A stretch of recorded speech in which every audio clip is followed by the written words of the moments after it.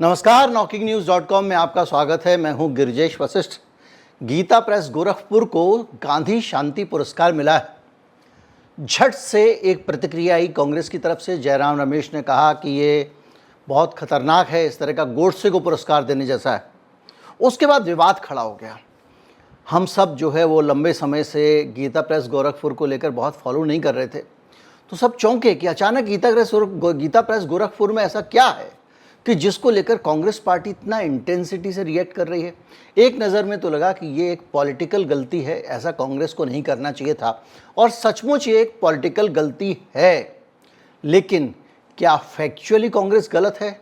आज हम इसको समझेंगे। आज ये भी समझने की कोशिश करेंगे कि गीता प्रेस गोरखपुर को लेकर इतना ज़्यादा गुस्सा क्यों है और ये हमको अभी तक पता क्यों नहीं है। कहीं मत जाइए, चैनल को सब्सक्राइब कर लीजिए। मैं अभी हाजिर होता हूँ। चैनल की मेंबरशिप लेना चाहते हैं तो जहाँ चैनल का नाम लिखा है वहाँ ज्वाइन बटन है, उसके ज़रिए आप ले सकते हैं, अपनी पसंद का प्लान चुन सकते हैं। मैं अभी आया।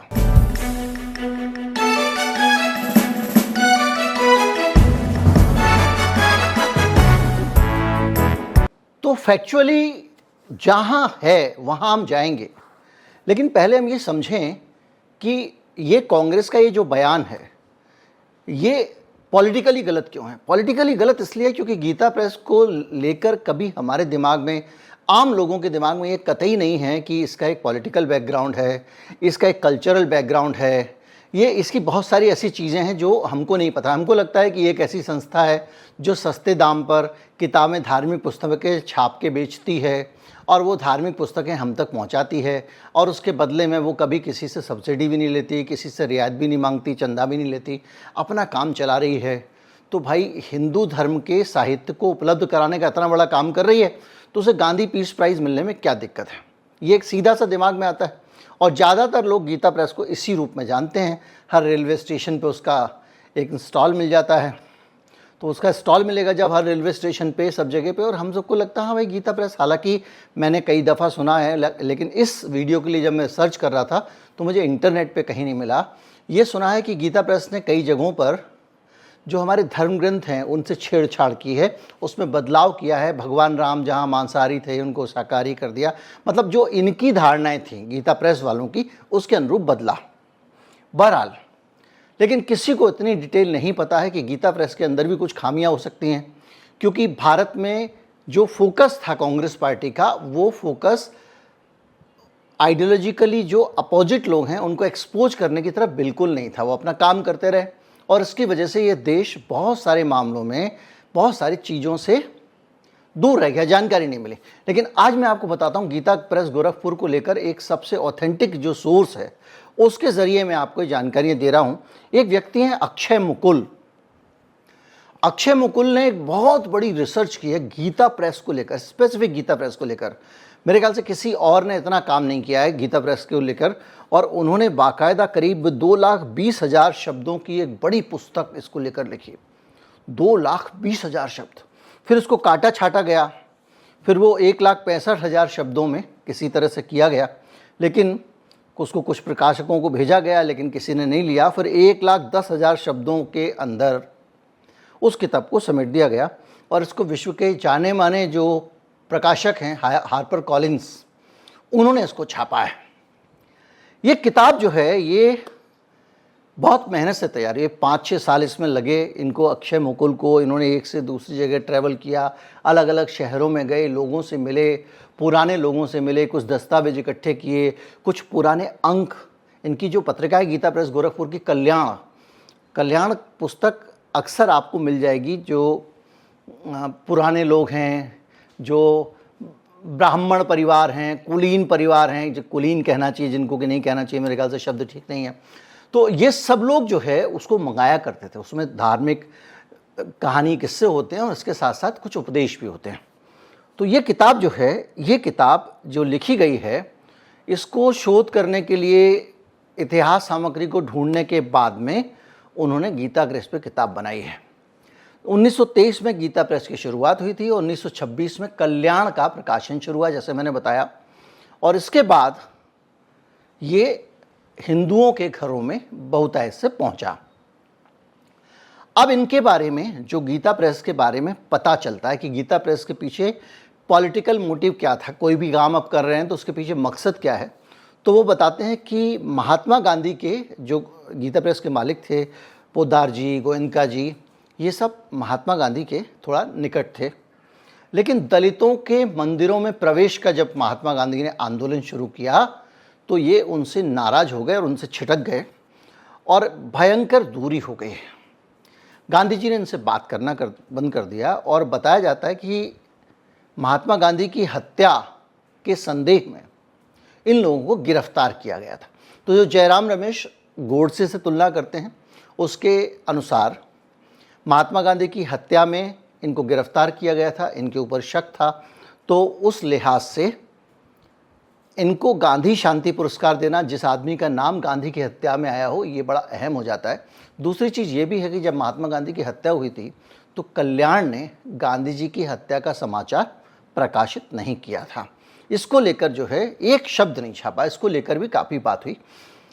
घनश्याम दास बिरला शुरू में गीता प्रेस की काफ़ी मदद किया करते थे और बाद में गांधी हत्याकांड के बाद बिरला जी ने मदद करना बंद कर दिया। बिरला ने लिखा, ये दोनों, घनश्याम दास बिरला, सनातन धर्म का नहीं शैतान धर्म का प्रचार करते हैं, ऐसा उन्होंने कहा। और जब गोलवलकर जब रिहा हुए गांधी हत्याकांड के बाद में, तो जो सभा हुई थी उसमें जो उनको महिमा मंडित करने के लिए लोग मौजूद थे, उसमें पोद्दार साहब भी मौजूद थे। गीता प्रेस ने अम्बेडकर का जो हिंदू कोड बिल था उसका भी जमकर विरोध किया और डॉक्टर अम्बेडकर के खिलाफ अभियान चलाया और उनसे इस्तीफे की मांग की। इसमें बहुत सारे हिंदू कट्टरपंथियों को उन्होंने साथ में लिया और महिलाओं को लेकर जो है ज़बरदस्त उनका जो सोच था, उसको सुनकर आप कांप जाएंगे। मैं आज सुनकर, जब मैं पढ़ रहा था, इस किताब के अंदर से बहुत निकालना मुश्किल है, कितनी बड़ी किताब, तो जो चीज़ें मिली वो आपको हिला देंगे, बेहद ख़तरनाक। कुछ स्क्रीनशॉट भी मिले हैं मुझे जो मैंने सोशल मीडिया से लिए हैं और इसमें बहुत सारे अंधविश्वास को बढ़ावा देने वाले कार्यक्रम इन्होंने किए, जैसे पोंगा पंथ को पढ़ाने वाला साहित्य, गरुड़ पुराण घर घर रखा जाए, ये सब चीज़ें इसमें थी। और इसीलिए ये विवाद हो रहा है कि भैया ऐसे लोगों को आप कैसे गांधी पीस प्राइज़ दे सकते हो। तो ये जो विवाद, इसको लेकर एक जो है पुरानी किताब लोगों ने निकाली है। 1948 में जो कल्याण पत्रिका है गीता प्रेस गोरखपुर की, उसमें कई सारे कॉलम छपा करते थे। इसमें पोद्दार साहब लोगों को उत्तर दिया करते थे, ज्ञान दिया करते थे, पुरुषों को, स्त्रियों को, महिलाओं को। लोग पत्र लिखते थे और वो पत्रों का उत्तर देते थे। इसमें 1948 में एक नारी अंक छपा और उस नारी अंक में बहुत सारी ऐसी चीज़ें सामने आईं जिसको देखकर आपको भी, अभी जब मैं बताऊंगा तो आपको हो सकता है बहुत तकलीफ हो। उसमें एक 42 पन्नों वाली एक पुस्तिका प्रकाशित हुई, स्त्री धर्म प्रश्नोत्तरी। सावित्री और सरला नाम की दो महिलाओं के बीच में काल्पनिक बातचीत है। सरला को अज्ञानी और मूर्ख बताया गया है, जबकि सावित्री को बहुत बुद्धिमान बताया गया है और सावित्री सरला को ज्ञान दे रही है। और इस पुस्तक में सावित्री कई तरह के सवाल पूछती है और सरला सावित्री की बातचीत है कुल मिला के। और 13 साल की उम्र तक लड़की की शादी हो जाना चाहिए, वरना उपयुक्त दूल्हा नहीं मिलेगा, वर नहीं मिलेगा। ये सावित्री सरला को समझाती है। सरला एकदम मंत्र भाव से उसकी बातें सुनती है। सावित्री की पहली लाइन जो है उसमें जो बोल रही है वो है, महिला का सबसे महत्वपूर्ण धर्म है अपने पति के प्रति वफादार रहना। उसकी ज़िंदगी का मकसद होना चाहिए कि उसका पति खुश रहे, उसका कोई और मकसद नहीं है। और ये लाखों लोगों के घर में पहुंचती थी और अभी भी ये गीता प्रेस की सबसे ज़्यादा बिकने वाली पब्लिकेशन है जो लोगों तक पहुंचता है। इसके अलावा पोद्दार साहब की जो राय थी उसके हिसाब से महिलाओं को नियम के आधार पर जीवन बिताना चाहिए। नियम, अब नियम क्या है? 1920 के दशक में जो एक, मैंने आपको बताया था कि 1857 के बाद से इस देश में मुसलमानों के बीच में कुछ लीडर ये समझाने लगे उन्हें कि मुसलमान खतरे में हैं, और हिंदुओं के बीच में कुछ लीडर समझाने लगे हिंदू खतरे में हैं। उनको कहा जाने लगा आपको मुसलमानों से खतरा है, उनको कहा जाने लगा आपको हिंदुओं से खतरा है। और एक मान्यता ये भी है कि यही तनाव बढ़ते बढ़ते 30 के दशक में सावरकर ने एक विचार फेंका कि अलग मुल्क बना दिया जाए मुसलमानों का। बाद में जिन्ना ने दूसरी तरफ से उस पॉल को पकड़ा, दोनों ने इसको पुश किया और तनाव बढ़ाया बात पूरे समाज में, जिसके कारण पाकिस्तान बना, ऐसी एक धारणा है।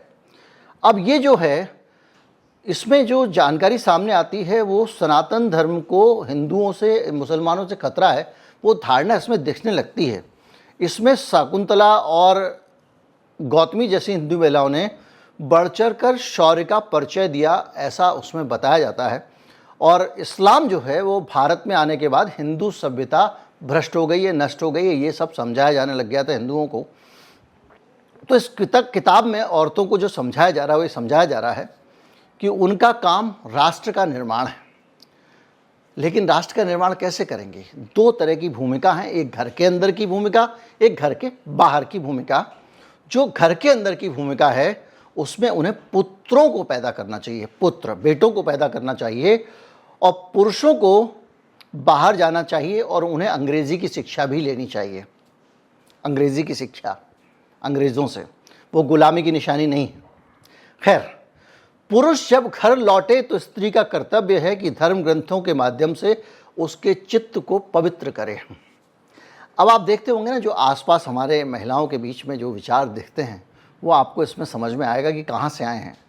स्त्री को भीतर की दुनिया का रानी बताया गया और कहा कि ये दुनिया बहुत कठिन है, निराशाजनक है और चुनौतियों से भरी हुई है, और विशेषज्ञों में पुरुषवादी सोच जो विशेषांक थे उसके हावी दिखाई देते हैं। गीता प्रेस की इस किताब का फ़ोटो भी मैं आपको लगा दूंगा जिसमें ये सारी बातें लिखी हुई हैं। The Gita Press and the making of Hindu India, ये किताब का नाम है, अक्षय मुकुल की, जिसका मैं जिक्र कर रहा हूँ। उन्होंने, एक महिला ने लिखी चिट्ठी कल्याण में, ये अलग है, वो पत्रिका अलग थी। उस चिट्ठी में उन्होंने लिखा कि मेरे पति मेरे साथ बहुत दुर्व्यवहार करते हैं और मैं उन्हें छोड़ना चाहती हूँ क्योंकि मैं दुखी हो गई। पोद्दार साहब ने उत्तर दिया और कई सारे भारतीय महिलाओं के सती धर्म के उदाहरण दिए और ये जवाब दिया कि वो हरगिज ऐसा ना करें अपने हस्बैंड को छोड़ने का। जिस हाल में रहते हैं उसमें रहें और उन्हें छोड़े ना। वो लिखते हैं, सिर्फ भगवान को ही पता है कि ऐसे मनुष्य का क्या होगा। मैं ये नहीं कहना चाहता हूँ क्योंकि भारतीय सती कभी भी अपने पति के विरुद्ध कुछ सुन नहीं सकती, चाहे वो कितना भी बुरा आदमी क्यों ना हो। ये लिख रहे हैं वो। दूसरी महिला ने लिखा कि उसके साथ बलात्कार हुआ। ये तो बहुत ही हिलेरियस है। और पोद्दार साहब ने उनको उसके पत्र के जवाब में सलाह दी कि वो इसे बुरा सपना समझकर भूल जाएं। और अक्षय मुकुल कह लिखते हैं कि ये जो पोद्दार साहब थे, इनके दिमाग में जो भरा हुआ था, मैं कहूँगा कचरा था, और इनको गांधी शांति पुरस्कार देना अपने आप में कचरा सोच का परिचायक है। ये आदमी कहता है कि जो यूनिवर्सिटी वाली जाने वाली महिलाएं होती हैं, अगर महिलाओं को यूनिवर्सिटी भेजो तो वो गर्भवती हो जाती हैं, मतलब बिगड़ जाती हैं, और वो कहीं से भी शारीरिक संबंध बना के बच्चे पैदा कर देती हैं। इसलिए लड़कियों को यूनिवर्सिटी भेजना ही नहीं चाहिए। और वो पश्चिमी दुनिया के महिलाओं का उदाहरण देने लगते हैं कि वो कैसे क्लबों में जाती हैं, शराब पीती हैं और नौकरी करने से उनमें अहंकार भर जाता है। मैं बीच में 1 मिनट के लिए आप आज का भारत देखिए और अतीत का अफ़गानिस्तान देखिए। जो लिबर्टी आज के भारत में है वो लिबर्टी अतीत के अफ़गानिस्तान में लड़कियों को और महिलाओं को होती थी। और ये जो सोच है, जिस सोच की ये विचारधारा है, आज भी इस पे कई लोगों के दृढ़ विचार हैं कि ऐसा ही होना चाहिए। और जैसे जैसे आप एक धर्म आधारित स्टेट की तरफ जाएंगे, कट्टरपंथी इसको घेरते जाएंगे। या तो जो लोग आज इसको कट्टरपंथी की तरफ ले जा रहे हैं वो और कट्टर उनको बनना पड़ेगा, वरना कट्टरपंथी इसको हासिल कर लेंगे। जैसे आप अफ़गानिस्तान में देख रहे हैं, तालिबान ने पूरी तरह से पूरे आंदोलन को कब्जे में ले लिया और एक कट्टरपंथी धर्म आधारित राज्य स्थापित कर दिया। भारत में अगर हम मान लीजिए एक ऐसे हिंदू राष्ट्र की तरफ जाते हैं जो हिंदू वैल्यू सिस्टम पे काम करता है, तो आप ये मत सोचिएगा कि आप जीन्स पहन के घूम पाएंगे, नौकरी कर पाएंगे। ऐसी कचरा वाली सोच के लोग हावी हो जाएंगे सिस्टम पे और फिर ये डिक्टेट करने की कोशिश करेंगे, क्योंकि ये एक दुर्गुण है धर्म का कि वो पीछे की तरफ ले जाता है। अफगानिस्तान को ले गया, हमारे सामने उदाहरण है। अब आप ये कह सकते हैं कि वो इस्लाम धर्म है, ये हिंदू धर्म है, आप कुछ भी कह लें, कि कट्टरपंथ जहाँ भी आया उस समाज को पीछे ले गया। बहरहाल ये मेरा मत है, आपका अलग हो सकता है। और वो कहते हैं कि हिंदुस्तानी महिलाएं इस सब के लिए नहीं बनी हैं, विश्वविद्यालय वगैरह जाने के लिए। और पोद्दार को एक पत्र लिखते हैं जयदयाल गोयनका, और उसमें महिलाओं के लिए बेहद आपत्तिजनक भाषा का इस्तेमाल करते हैं। वो लिखते हैं कि यूरोप जैसी आज़ादी भारतीय महिलाओं को मिल गई तो भारतीय महिलाओं पर उसका क्या प्रभाव होगा, क्योंकि ये भारतीय महिलाएं इतनी मूर्ख हैं कि वो 100 तक गिनती भी नहीं गिन सकती हैं। ये वो आदमी कह रहा है जो गीता प्रेस चलाता था, और उससे कह रहा है जो दूसरा उसके साथ गीता प्रेस चलाने वाला आदमी था। और ये कैसे कह रहा है, ये लिख के कह रहा है। जो प्रकाशन इस तरह की चीज़ें समाज के पास पहुंचाते हों, उन प्रकाशनों को गांधी शांति पुरस्कार। इसलिए जयराम रमेश ने जो कहा है वो अब मुझे लॉजिकल लगने लग गया, लेकिन पॉलिटिकली करेक्ट नहीं है, क्योंकि देश के लोग ये सब बातें नहीं जानते हैं। गीता प्रेस के संस्थापक जयदयाल गोयनका और हनुमान पोद्दार में पुरुषों के स्वच्छंद व्यवहार को लेकर कभी भी कोई बहस दिखाई नहीं देती है, और उसको लेकर वो बहस के लायक भी नहीं समझते हैं। स्त्रियों से ज़रूर बहुत सारी उम्मीद की जाती हैं कि वो पुरुषों के हर तरह के व्यवहार को बर्दाश्त करें और साथ ही दूसरे पुरुषों से दूरी बनाकर रखें। 1948 के नारी अंक के एक लेखक के मुताबिक महिलाएं जब मातृत्व और घर का सुख उठा सकती हैं तो उन्हें दफ्तर में वक्त और ऊर्जा को बर्बाद नहीं करना चाहिए। लेखक के अनुसार शिक्षा का मकसद होना चाहिए कि कैसे एक स्त्री बेहतर माँ बन सकती है। औरत का रोल माँ बने और माँ में भी बेटे पैदा करे, उन बेटों को वो बस और वहाँ बैठ के जो इनका जो ज्ञान वगैरह है ये बेटे को भी समझाए और अपने पति को भी समझाए। ये नारी अंक की तस्वीर में मैं आपको लगा दे रहा हूँ। और ये भी लिखते हैं कि महीने के कुछ खास दिनों में जो शब्द इन्होंने इस्तेमाल किया है महावारी, वो मैं मजबूरी में इस्तेमाल कर रहा हूँ, बहुत शालीन शब्द मुझे नहीं लगा।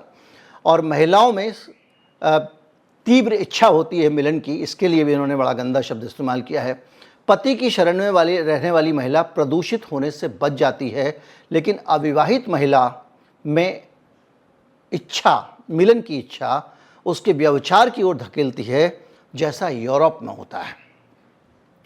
और ये लिखते हैं कि हिंदू महिलाओं को मुसलमान पुरुषों से दूर रहना चाहिए, और साथ ही उनका मानना था कि स्त्रियों को अपने भाई, पिता और बेटे से भी किसी अकेली जगह पर नहीं मिलना चाहिए।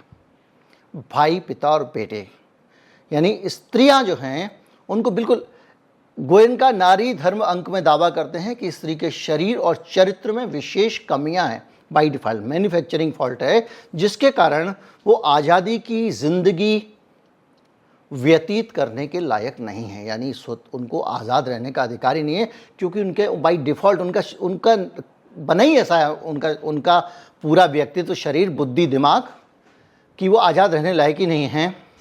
और उनके अंदर बहुत सारी कमियां, जैसे कि गुस्सा, अपवित्रता, समझदारी की कमी और चालाकी। कल्याण के संपादक ने से जब इस मामले में बात की कुछ प्रकाशनों ने, तो उन्होंने कहा साहब ये उस समय के हिसाब से लिखा गया था, उसमें क्या कर सकते हैं। लेकिन इन लेखों को पर अलग अलग इन लेखों पर बहुत सारी चीज़ें आई हैं। स्त्रियों की क्या स्थिति थी आप समझ सकते हैं, सती प्रथा के समर्थक थे, और उससे भी ज़्यादा विधवाओं को लेकर बड़ा खतरनाक इनके विचार थे। विधवाओं को अपनी आंतरिक इच्छाओं को दबा देना चाहिए, विधवाओं को कोमल बिस्तर पर कभी नहीं सोना चाहिए, उनको ज़मीन पर सोना चाहिए। विधवा को खाली नहीं बैठना चाहिए, उसे अपने रक्षक, सास, ससुर, जेठ, देवर आदि के नियंत्रण में रहना चाहिए।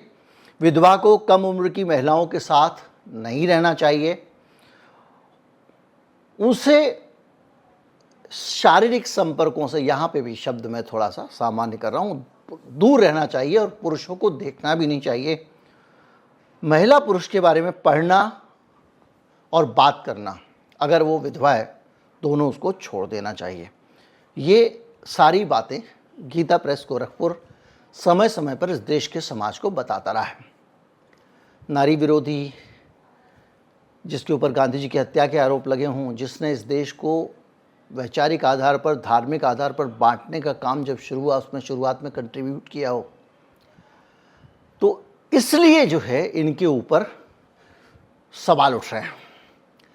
अब गीता प्रेस गोरखपुर का ये जो पहलू हम देख रहे हैं, ये पहलू के कभी किस पे बहस नहीं हुई, इस पर विवाद नहीं हुआ, तो ये पहलू सामने आया नहीं। अब ये पहलू सामने आया है तो ये विवाद खड़ा हो रहा है।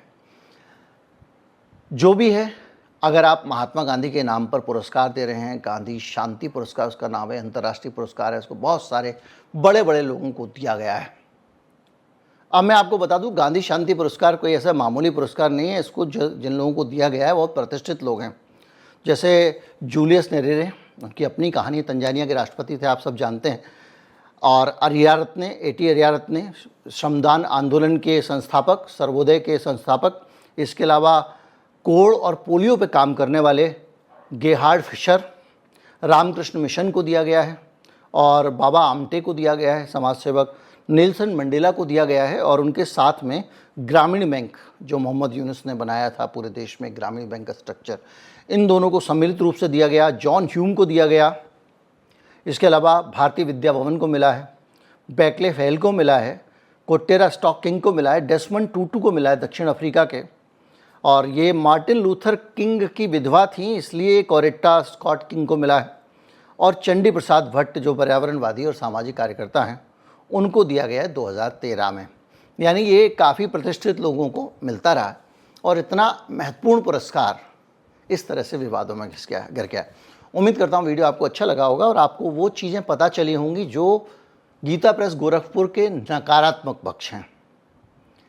सकारात्मक पक्ष हम सब जानते हैं, हिंदू धर्म की किताबें छापते हैं, सस्ते में किताबें बेचते हैं, बाज़ार की लूट से बचाए हुए हैं, ये सब चीज़ें हैं। लेकिन इसका दूसरा पक्ष जो है वो बहुत ऐसा पक्ष है जो समाज को पीछे ले जाने वाला है। उम्मीद करता हूँ वीडियो आपको अच्छा लगा होगा। अच्छा लगा हो तो ज़्यादा से ज़्यादा लोगों तक पहुँचाएँ, चैनल को सब्सक्राइब कर लें। नमस्कार, जय हिंद।